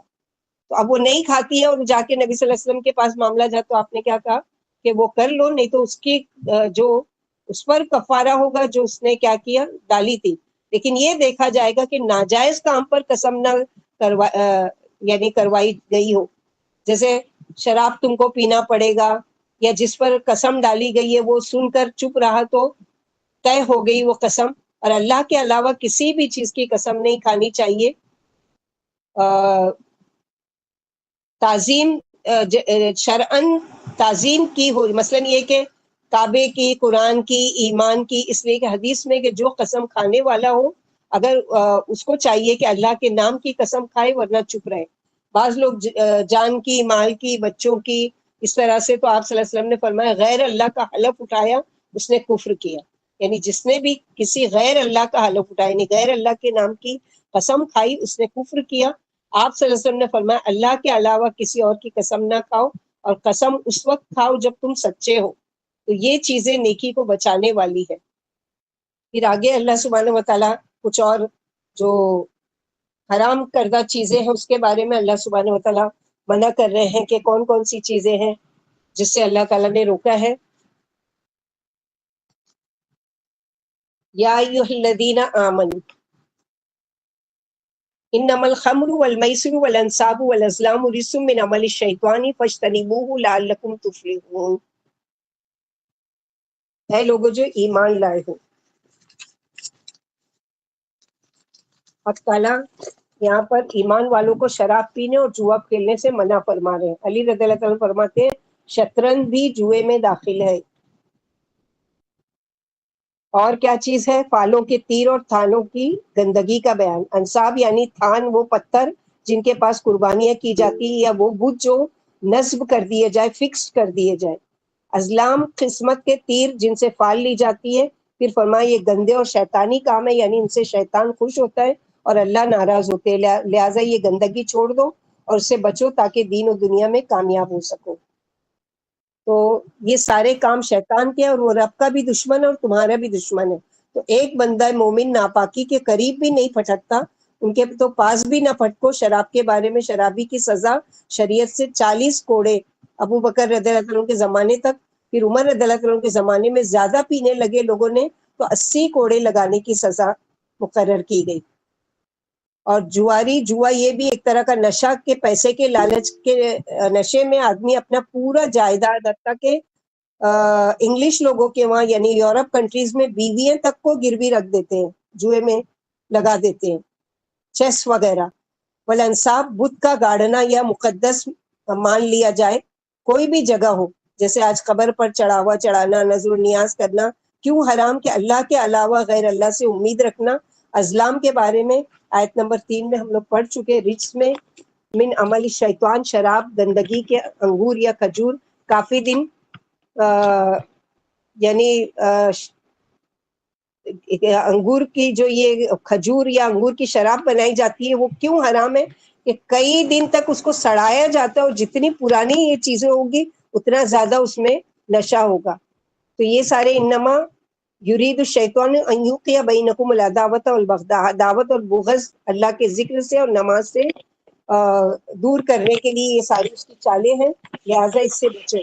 تو یہاں پر یہ بتایا گیا اور اس آیت میں ڈراوا ہے کہ اگر تم اس قسم کے لہو و لعب میں مبتلا ہو جائے تو ذکر اللہ اور نماز بھول جاؤ گے اور شیطان اس بہانے سے تم میں دشمنی پیدا کر دے گا. ان میں اس دنیاوی نقصان کے علاوہ آخرت کا بھی نقصان ہے. ابو ہریرہ رضی اللہ عنہ فرماتے شراب 3 بار حرام ہوئی. ہم لوگ پڑھ چکے سورہ بقرہ میں، سورہ نساء میں اور اب سورہ مائدہ میں. جب نبی صلی اللہ علیہ وسلم مدینہ تشریف لائے تو لوگ شراب پیتے تھے اور جوئے کا مال کھاتے تھے. آپ سے لوگوں نے شراب اور جوئے کے بارے میں پوچھا تو سورہ بقرہ آیت نمبر 219 میں یسألونک عن الخمر والمیسر، شراب کو خمر کیوں کہتے ہیں؟ خمر یعنی خمار سے، خمار یعنی ڈھانپنا. تو جیسے دوپٹے کو خمار کہتے ہیں عربی میں، کہ وہ کیا ہوتا ہے کہ سینے کو اور چہرے کو ڈھانپ لیتا ہے اور سر کو ڈھانپ دیتا ہے. تو یہ شراب کیا ہے؟ عقل کو ڈھانپ لیتی ہے، اس لیے اس کو خمر کہا گیا ہے، خمار تو ڈھانپنے والی چیز. تو اللہ کے نبی صلی اللہ علیہ وسلم سے پوچھا کیونکہ وہاں پر کلچر تھا عربوں کے وہاں کہ ہمارے وہاں جیسے کوئی آتا ہے ہم پانی پیش کرتے ہیں، ان کے وہاں شراب پیش کرنے کی عادت تھی. تو وہ آ کے پوچھ رہے کہ یا رسول اللہ اب یہ ہم ایمان لے آئے ہیں تو کیا یہ چیز ہمارے لیے حلال ہے؟ تو وہاں پر کیا ہے کہ لوگوں نے سمجھا کہ شراب اور جوا حرام نہیں ہوا ہے، کیونکہ اس میں کیا کہا گیا ہے، مثلا یسألونک عن الخمر والمیسر قل فیہما اسم کبیر ومنافع للناس، دو بات کی گئی. ہاں گناہ تو بہت بڑا ہے لیکن کچھ نفع بھی ہے، یعنی کھل کر نہیں کہا گیا کہ حرام ہے، بلکہ نفع تھوڑا ہے نقصان زیادہ ہے، بس یہ بول کر چھوڑ دیا گیا. ان میں لوگوں کے لیے فائدے بھی ہے، چنانچہ یہ لوگ شراب پیتے رہے کہ ہم کو روکا نہیں گیا. ایک دن ایک مہاجر نے نماز پڑھائی اور قرات میں ایک بڑی گڑبڑ کی، یعنی پڑھنا چاہتے تھے کچھ اور پڑھائی کچھ نشے کی حالت میں.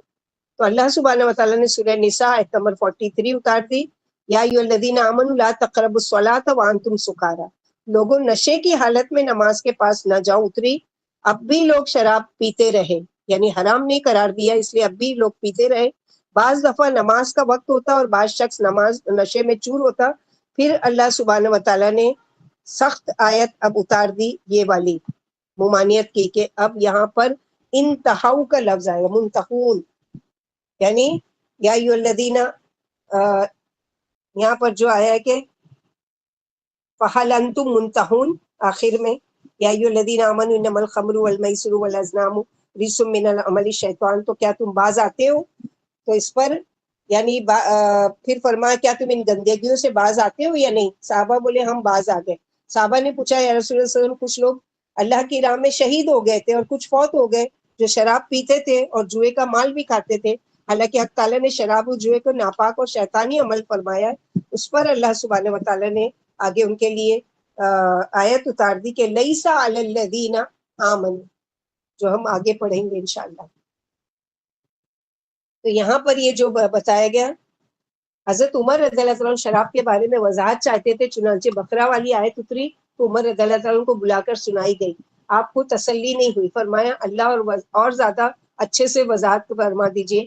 چنانچہ سورہ نساء والی اتری کہ حی علی الصلاۃ کے بعد مؤذن کہتا لا یقربن الصلاۃ سکران، یعنی نشے والا نماز میں حاضر نہ ہو. جب یہ آیت بھی عمر رضی اللہ عنہ کو بلا کر سنائی گئی تو پھر آپ نے بھی یہی فرمایا اے اللہ شراب کے بارے میں کوئی تسلی بخش آیت اتار دیجئے. پھر مائدہ والی آیت اتری اور آپ کو بلا کر سنائی گئی. جب آپ فہل انتم منتہون پر پہنچے تو عمر رضی اللہ عنہ بولے ہم باز آ گئے، ہم باز آ گئے، یا اللہ ہم باز آ گئے. عبداللہ بن عمرو سے روایت ہے کہ نبی صلی اللہ علیہ وسلم نے فرمایا جو مجھ پر جھوٹ بولے وہ اپنا ٹھکانہ جہنم میں بنا لے. میں نے رسول اللہ صلی اللہ علیہ وسلم سے سنا آپ فرماتے تھے کہ حق تعالیٰ نے شراب کو، جوئے کو، شطرنج کو اور امبیرا کو حرام فرما دیا اور ہر نشے والی چیز حرام ہے. شراب کی وجہ سے 10 پر لعنت ہے، شراب پینے والے پر، پلانے والے پر، بیچنے والے پر، خریدنے والے پر، نچوڑنے والے پر، نچوڑوانے والے پر، اٹھانے والے پر، اٹھوانے والے پر اور اس کی قیمت کھانے والے پر، سب پر لعنت ہے.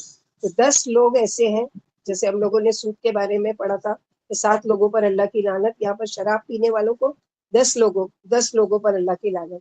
ایک دفعہ نبی صلی اللہ علیہ وسلم کھلیان کی طرف تشریف لے گئے، میں بھی آپ کے دائیں طرف تھا.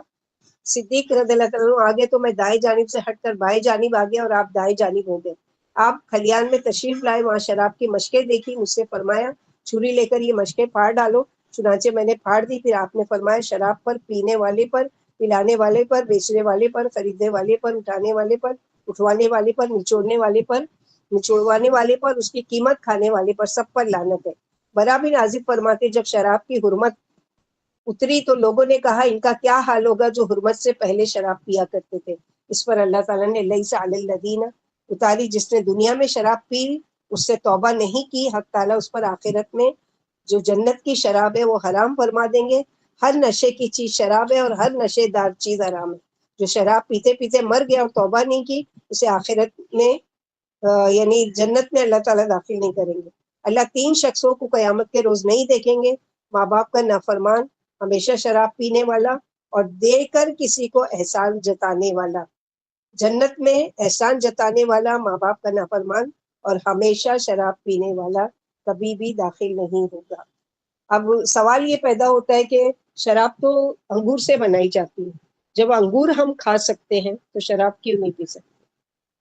ایک یہودی نے ایک مسلمان کی ایک دفعہ دعوت کی اور اس نے یہی دونوں چیزیں یعنی اس کو معلوم تھا کہ ان کے وہاں شراب حرام ہے، لیکن اس نے جان بوجھ کر کیا کیا، پہلے کھانا کھلایا، پھر انگور رکھا، اس نے کھا لیا مسلمان نے، اور جب شراب کے پیش کی تو اس نے کہا نہیں ہمارے لیے حرام ہے.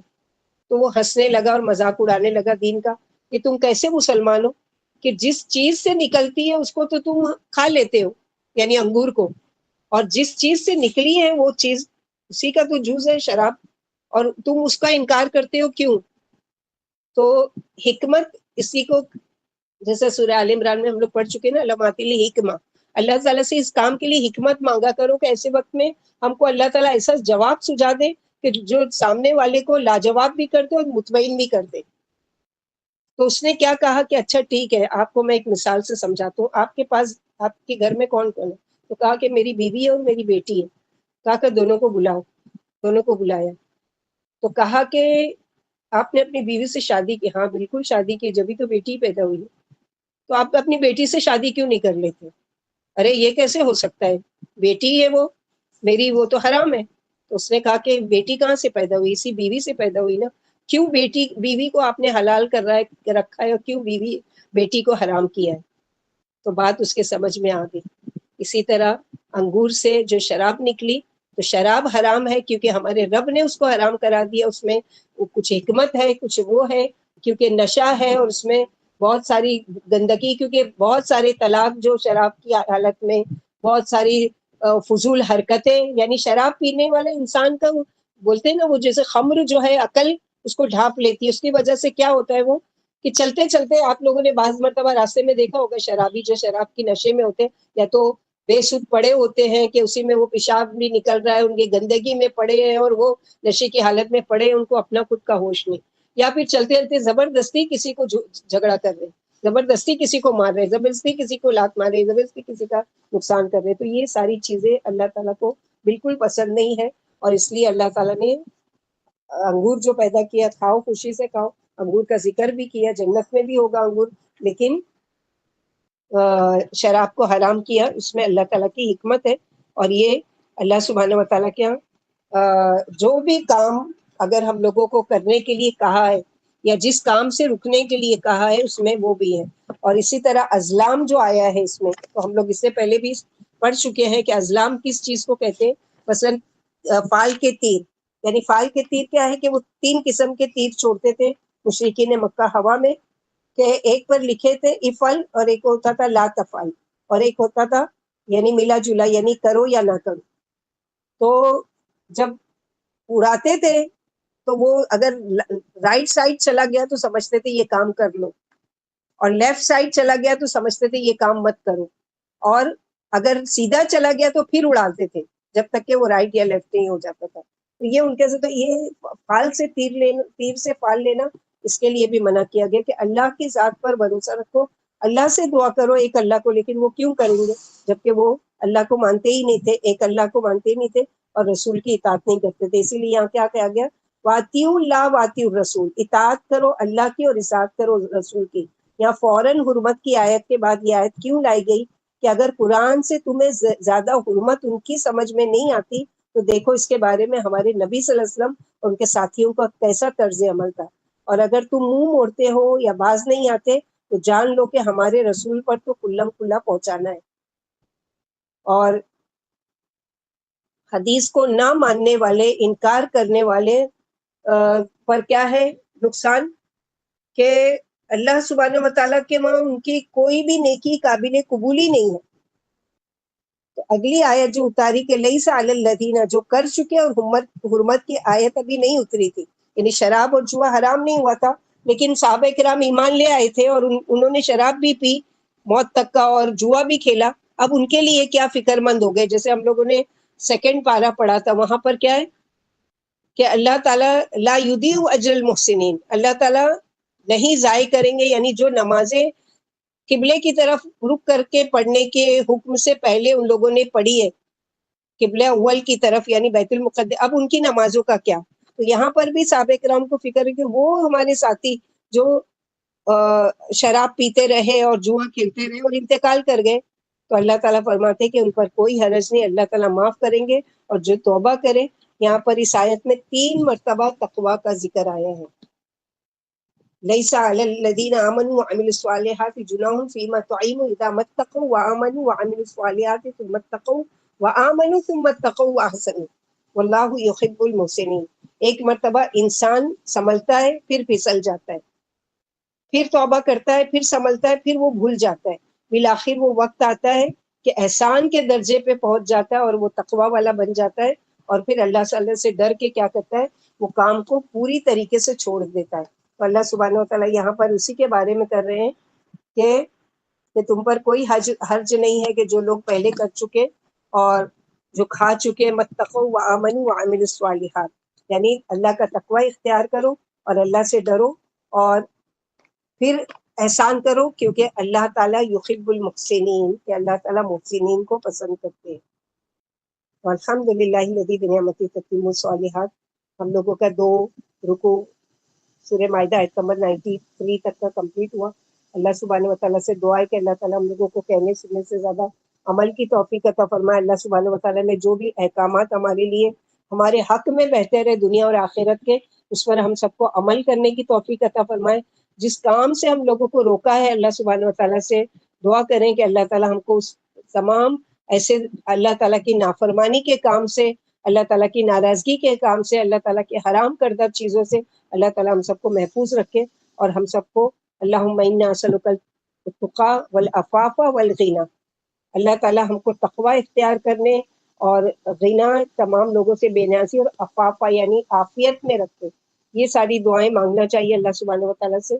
اور ربنا تقبل منا انک انت السمیع العلیم وتب علینا انک انت التواب الرحیم. سبحان ربک رب العزۃ عما یصفون وسلام علی المرسلین والحمد للہ رب العالمین. سبحانک اللہم وبحمدک اشہد ان لا الہ الا انت استغفرک واتوب الیک. کلاس سے لیفٹ نہیں ہونا، آپ لوگوں سے ایگزام کے بارے میں ڈسکس کر رہے ہیں. السلام علیکم ورحمۃ اللہ وبرکاتہ.